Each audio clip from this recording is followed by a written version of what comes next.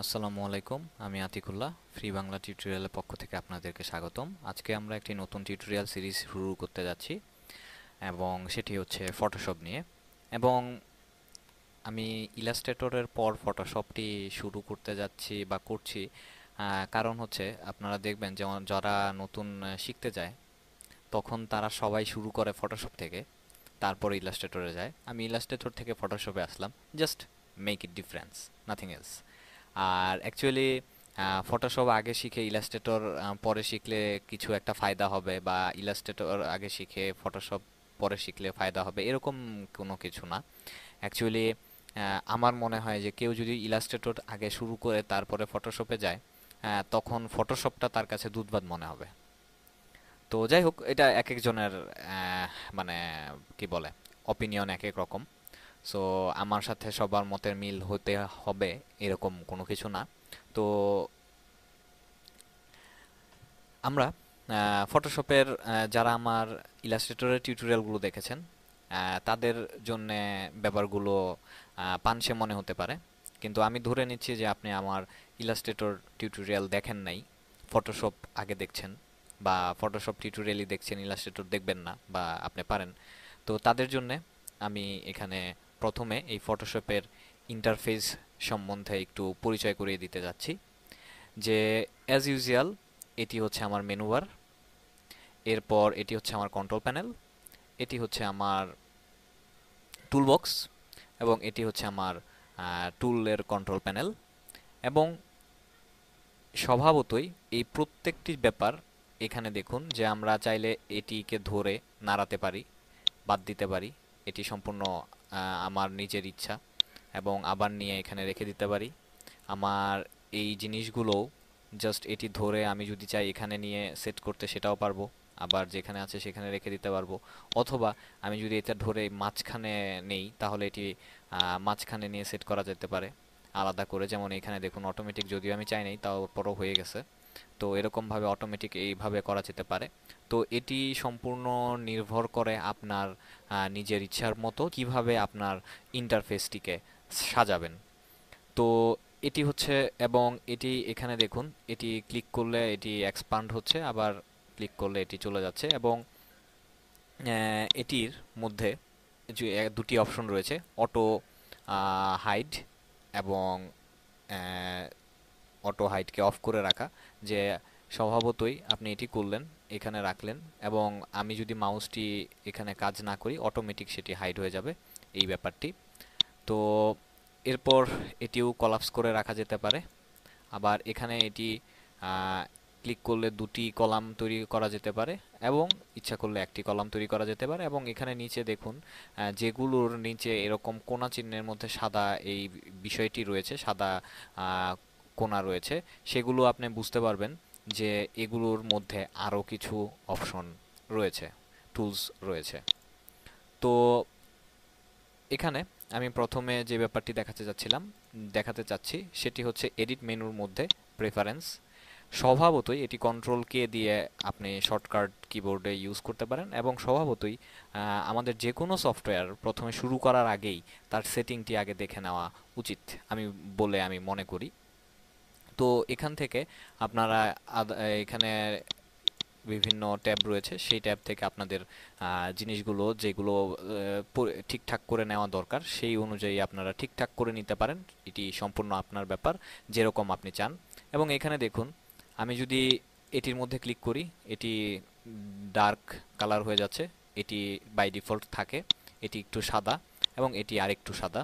এরকমভাবে আমরা colour change করতে পারি। এরপর ধরুন আমি যদি একটি ইমেজ ওপেন করি, বা একটি ফাইল ওপেন করলাম, এবং সেই ফাইলটি স্বভাবতই এখানে ওপেন হবে। এবং এটি ওপেন হওয়ার পর ঠিক নিচে একটি ড্রপ ডাউন, একটি শ্যাডো থাকে, এবং বর্ডার যাকে বলা হয়। তো আপনি চাইলে সেই বর্ডারটি এখানে নান অথবা ড্রপ শ্যাডো দিয়ে দিতে পারেন, এটা আপনার ইচ্ছা, যা আপনার ইচ্ছা। এবং ফুল স্ক্রিন, সেই ফুল স্ক্রিনের কালারটি চেঞ্জ করতে পারেন। এবং এছাড়াও আমার আদার্স যে কালার সেই কালারগুলো চেঞ্জ করতে পারেন।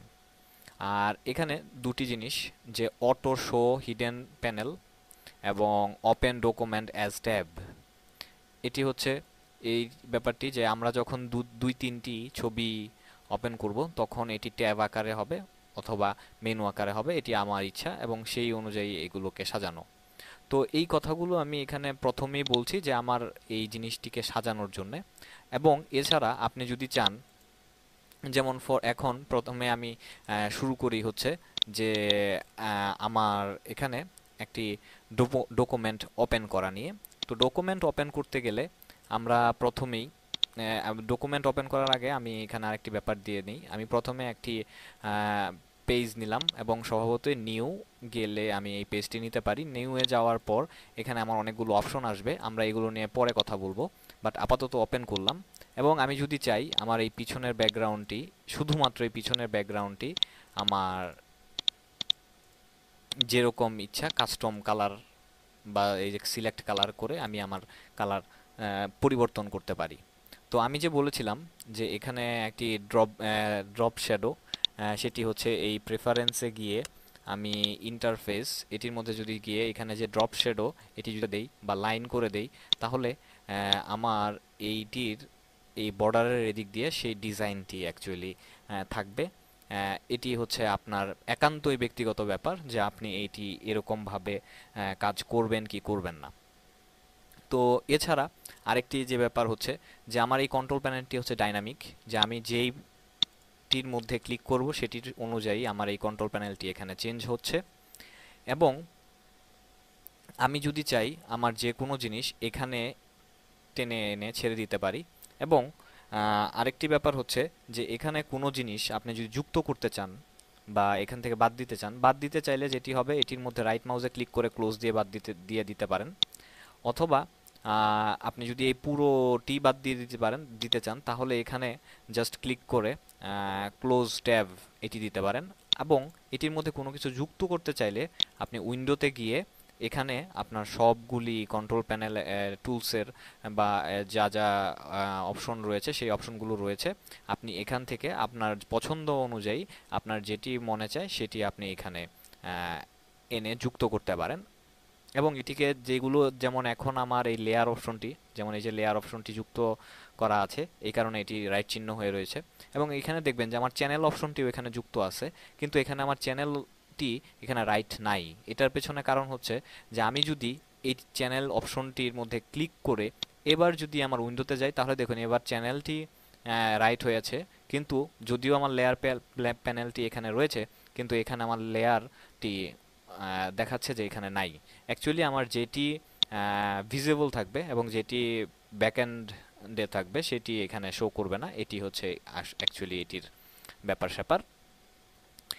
এরপর আপনি যদি চান আপনার নিজের পছন্দ অনুযায়ী আপনার ইন্টারফেসকে সাজাতে, তাহলে আপনি সেরকমভাবে জিনিসগুলো, যেই উইন্ডোগুলো আপনার দরকার যেভাবে যেভাবে সাজানো, এটি আপনি যদি ধরেন এটিকে টেনে নিয়ে আপনি এই সাইডে একসাথে রাখতে চাচ্ছেন যে সবগুলো আমার এক সাইডে থাক, এই পাশে আমি কাজ করব, সেইগুলা বা এরকম টাইপের আপনি যা কিছু করতে চান বা যেভাবে সাজাতে চান সেরকমভাবে আপনি সাজালেন।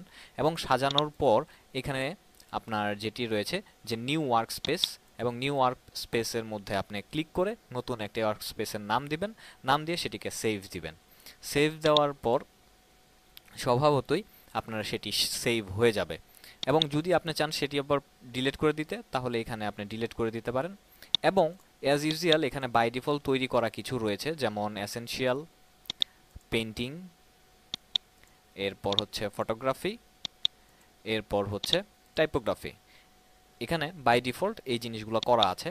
তো ফর এক্সাম্পল আমি এসেনশিয়াল অ্যাজ ইউজুয়াল সবাই ইউজ করে থাকে এবং এটি আসলে কাজ করতে সুবিধা।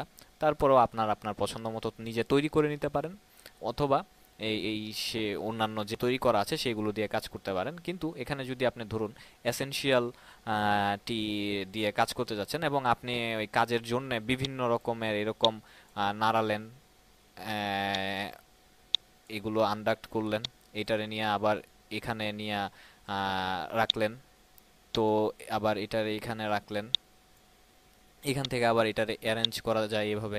তো এরকম করে আপনি জিনিসটারে উল্টাপাল্টা করে ফেলছেন, কিন্তু আপনি চাচ্ছেন এখন এখন একদম পূর্বে যেরকম ছিল ঠিক সেরকম ভাবে সেটি তৈরি নিয়ে আবার আগের অবস্থায় নিয়ে আসার জন্য, সেটির জন্য এটির মধ্যে গিয়ে আমি যদি রিসেট এসেনশিয়ালের মধ্যে ক্লিক করি, তাহলে দেখুন আমার সব কিছু আবার পূর্বের অবস্থায় ফিরে গেছে। তো এভাবে এই অ্যাকচুয়ালি এইটি হচ্ছে আমার শর্টকাটের উপরে আপনাদেরকে ফটোশপের ইন্টারফেসটির সাথে আমি পরিচয় করিয়ে দিলাম। এবং পরবর্তী টিউটোরিয়ালে থেকে আমরা আস্তে আস্তে কাজ করা শুরু করব। তো বন্ধুরা, আজকে এ পর্যন্তই। ভালো থাকবেন। ধন্যবাদ।